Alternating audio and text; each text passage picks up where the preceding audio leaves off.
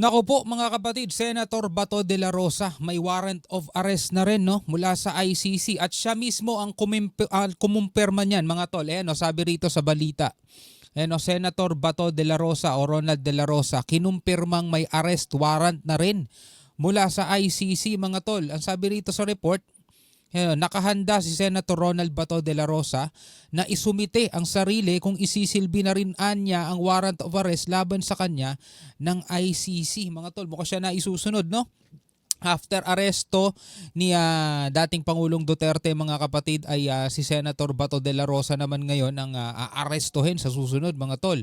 Pero ang sabi sa balita, isa sa mga napanood kong balita ay nagpapasaklolo si Senator Bato de la Rosa sa Senado kung sakasakaling isi-serve ang warrant sa kanya o kung sakasakaling lumabas na ang warrant laban sa kanya. So ano ba talaga? Isusumitin niya ang kanyang sarili o isusuko niya ang kanyang sarili o magpapasok lolo siya sa Senado? Well, alamin na lamang natin yan mga kapatid sa balitang to mula rito sa UNTV News. No? Samahan ninyo ako mga tol. So wag na natin patagalin pa, panoorin na natin to. Matapos ang ilang araw na pananahimik, nagparamdam na kahapon si Senador Ronald Bato de la Rosa. Sa panayam ng media sa kanya, sinabi nito na hindi siya nagtatago at nasa Pilipinas pa rin siya.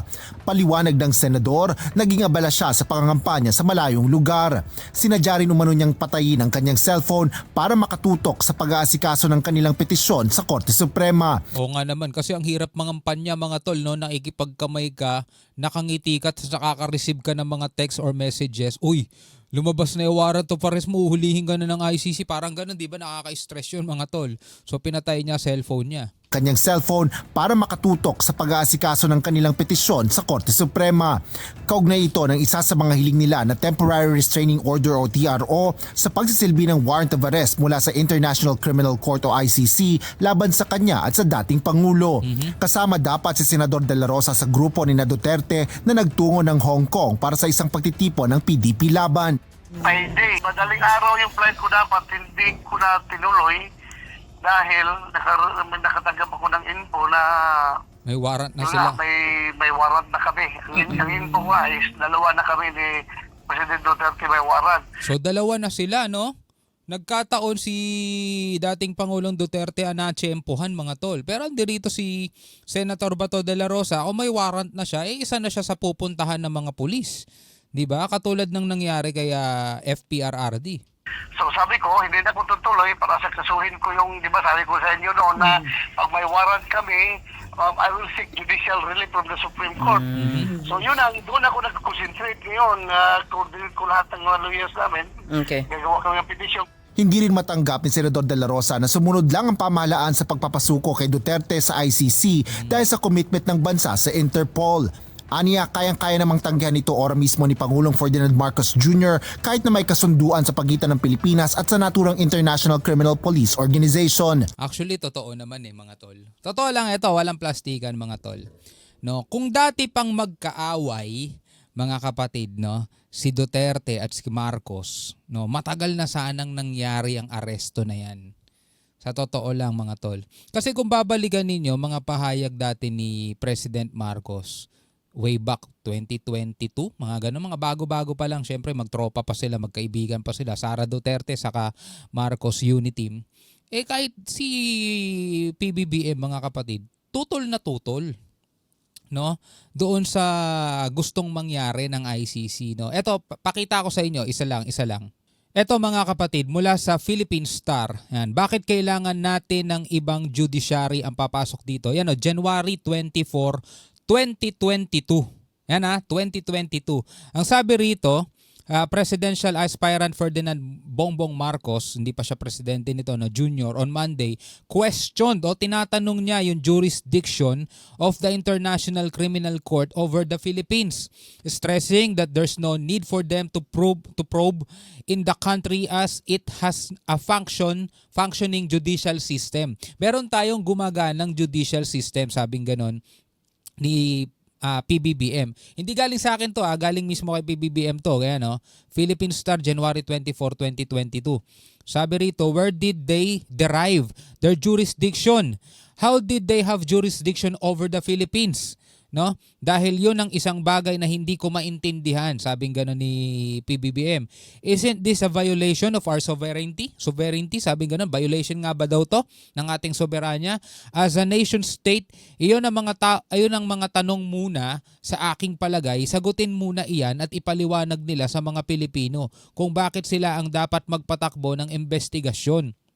Marcos said in his interview with 1PH sa totoo lang. So ayun naman, investigasyon pa lang naman to. Pero ang sabi rito mga tol, sabi rito dito sa picture, highlight na naka-highlight na yan, ang ICC, isa sa unang function niyan ay pumasok sa mga ibang bansa na hindi umaandar ang judicial system dahil may gera, nagka-starvation, nagka-drought o kung ano man, sabi ng ganon.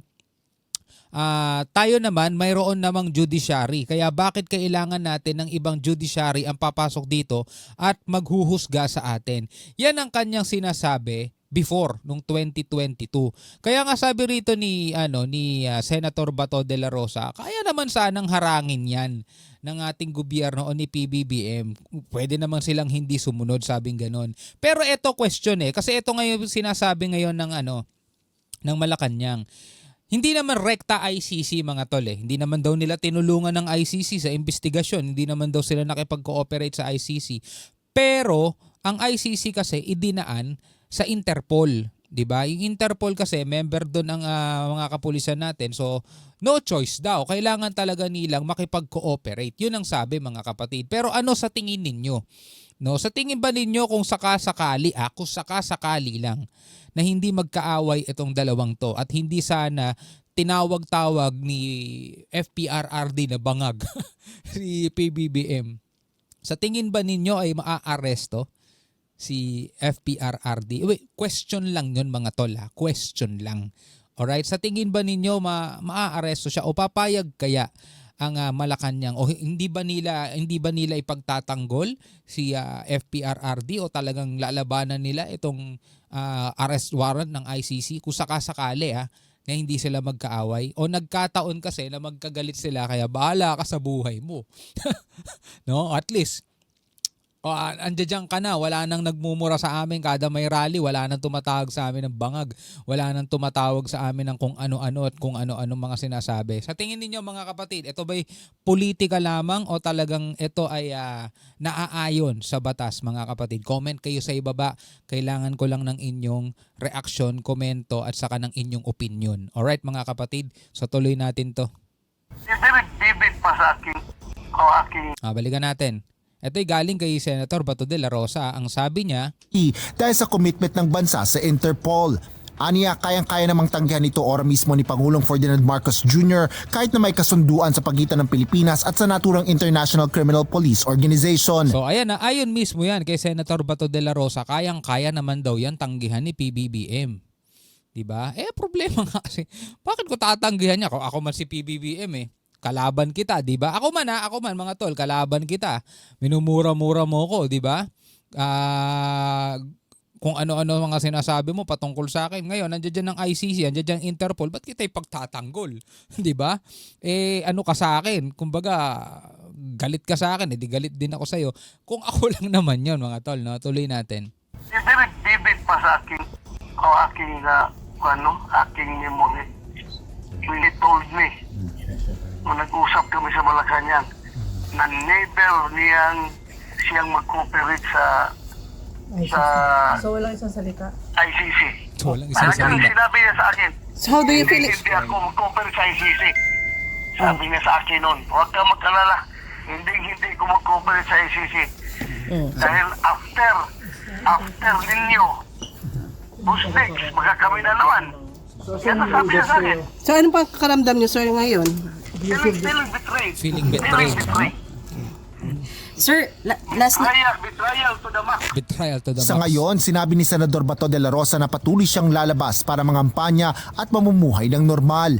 Ngunit isusumiti niya ang sarili kung isisilbi na rin anya ang warrant of arrest mula sa ICC laban sa kanya. So kung isisilbi na ang warrant of arrest, isusumitin niya kayo niya sarili, meaning isusuko niya.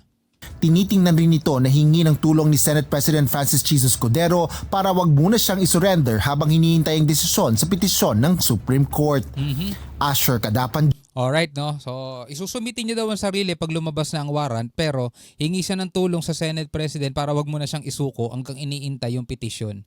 So, medyo nagtatalo yung dalawang yon. Isa pa sa mga balita, mga tol, eto mula pa rin sa UNTV.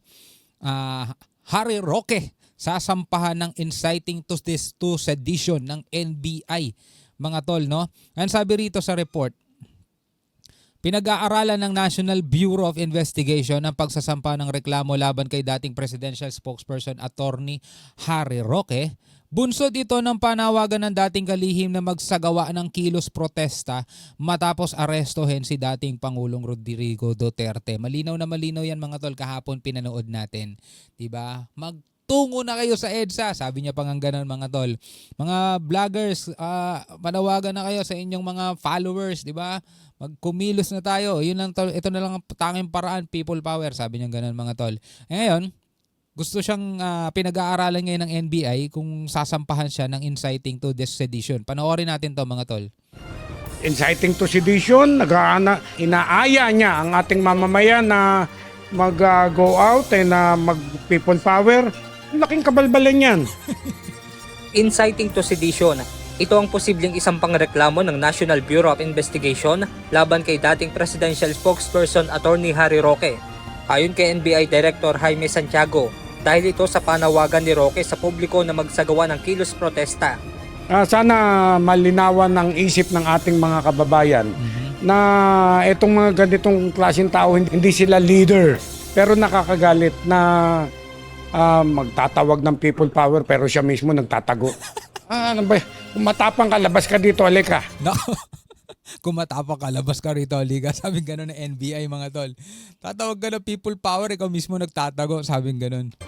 Ayon pa sa direktor ng NBI, hindi dapat anya magkagulo dahil gumagana naman anya ang justice system sa bansa. Our Supreme Court, our judicial system is functioning. They have all the remedies. Gawin nila yan. Pero wag nang magtatawag ng people power, people power. Hindi malulutas ang problema sa marahas na pamamaraan. Wala pang binibigay na tugon patungkol dito si Attorney Harry Roque.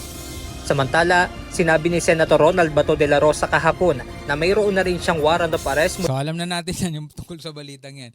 Yung tungkol nga kay Harry Roque, natawa ko doon sa sinabi ng NBI Director, bago ka magtawag ng kung matapa ka talaga, lumabas ka muna, ikaw mismo nagtatago.